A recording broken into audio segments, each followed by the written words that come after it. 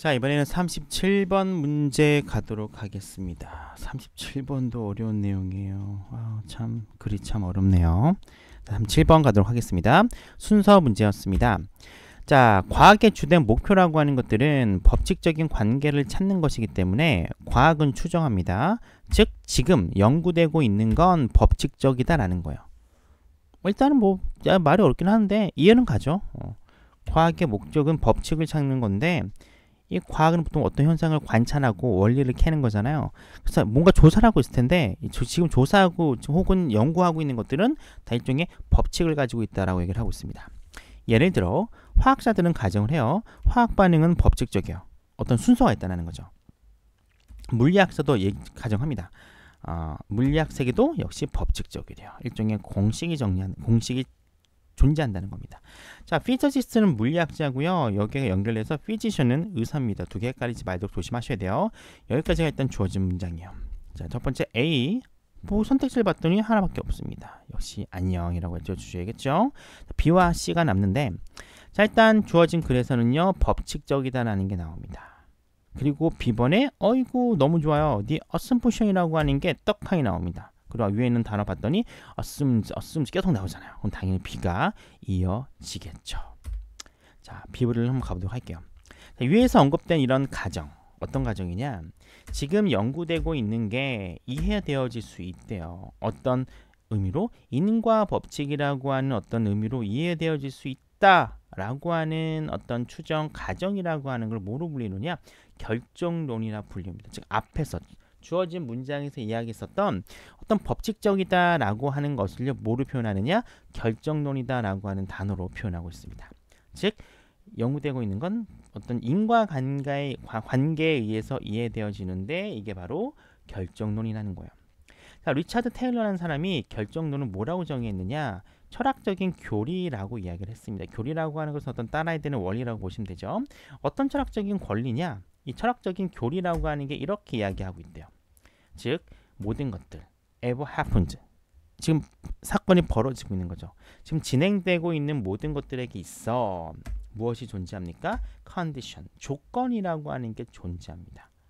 such that, 그래서 given them, 이 them은 conditions가 되겠죠. 일단 이 조건들이 주어져요. 그럴 경우에는 다른 어떠한 것도 벌어질 수가 없대요.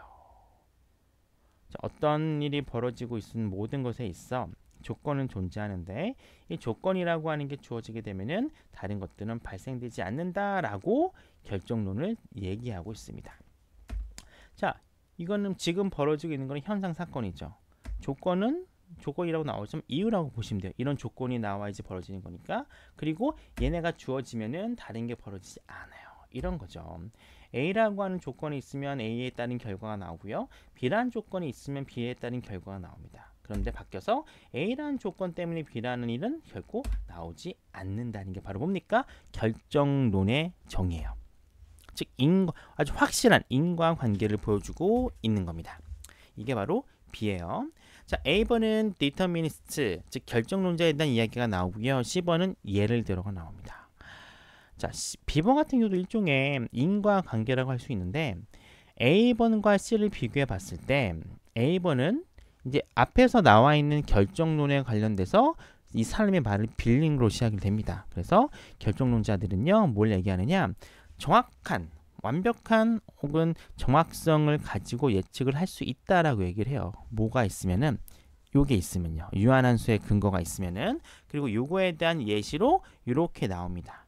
근데 아직까지 이제 이해가 안 가는 친구들은 보통 이제 영어 글쓰기가 일반론 다음에 예시가 나오는 거로 꾸며져 있는데 C에 나오는 예시를 B에 나오는 일반론에 붙이기에는 바로 이어지지가 않아요. 이게 이제 언어적인 감이라고 하는 건데 B에서 C로 가기에는 이 두 개의 예시가 연결되지 않습니다. 근데 A에 나오는 일반론을 가지고 C에 나오는 예시에 껴 맞춰주면 딱 정확하게 일치를 해요. 그래서 순서는 B, A, C라고 하는 글의 논리적인 순서에 따라서 진행이 됩니다. 그래서 36, 37번은 희한하게 글의 순서 모두가 어떤 문장 안에 대명사나 더 이런 거나 연결을 푸는 게 아니라 완벽하게 글의 논리적인 순서로 풀어야 되는 약간 어렵게 출제가 됐던 문제였습니다. 순서는 일단 B, A, C였어요. 확인해 볼게요. 자, 그때 결정론자들은 추정을 하게 됩니다. 모든 것들, 즉 지금 발생하고 있는 모든 사건들은 어떤 작용을 하고 있나 봤더니 유한한 수의 원인의 작용이라는 거죠. 즉 뭡니까? 모든 사건은 이 원인이 있어요. 근데 원인이 무한한 게 아니라 어느 정도 이제 한계가 있는 몇 가지의 원인을 가지고 벌어진 작용이라는 거예요. 그리고 두 번째 추론은 이렇게 얘기를 합니다. 이 추정은 이런 원인들은 만약에 알려져 있어. 즉 바꿔 얘기하면 사람들이 이런 이유를 알게 돼요. 그럴 경우에 이 사건은 결과죠. 사건은 예측이 되는 거죠. 완전한 정확성을 가지고 예측이 된다. 왜냐하면 이유를 알고 있으니까 이런 일이 벌어질 거야 라고 거의 완벽하게 정확성을 갖춘 채 예측을 할 수 있겠죠. 자, 근데 문제는 뭐냐면은 이 사건에 관련된 모든 원인을 아는 건 그렇게 필수적인 건 아니래요. 아니에요. 일단 기본적으로 불가능하죠. 모든 걸 아는 불가능하고 많이 알수면 좋다라고 얘기 나옵니다. 바로 뒤에요. 결정론자들은요. 간단하게 추정을 해요. 그래, they exist. they가 누구예요? 결정론자는 단수이기 때문에 아니겠죠? 위에 나오는 이 cause라고 보시면 돼요. 이 사건의 원인들은 존재해. 그리고 뭐라고 추정하느냐?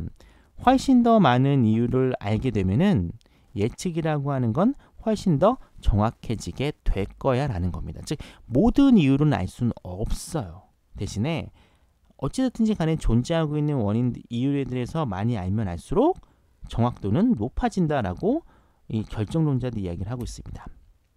그래서 이에 대한 예시로 뒤에 날씨가 관련된 게 나와요. 예를 들어 거의 모든 사람들은 동의할 수도 있습니다. 날씨라고 하는 것들은 일종의 작용입니다. 뭐로 인한 작용이냐? 유한한 수의 변수에 따른 작용인데 예를 들어 흑점이라던가 고고도 제트 기류라던가 기압 등과 같은 변수에 의해서 이루어지는 일종의 뭐라고 해야 되죠? 작용이에요. 그런데 날씨 예측, 그렇죠? 날씨 예측이라고 하는 건 항상 확률적이에요. 100%는 아니라는 겁니다. 왜냐하면 이런 변수들은 상당수가 계속 변해요. 그리고 다른 것들은 알려져 있질 않아요. 변수는 바뀌어요.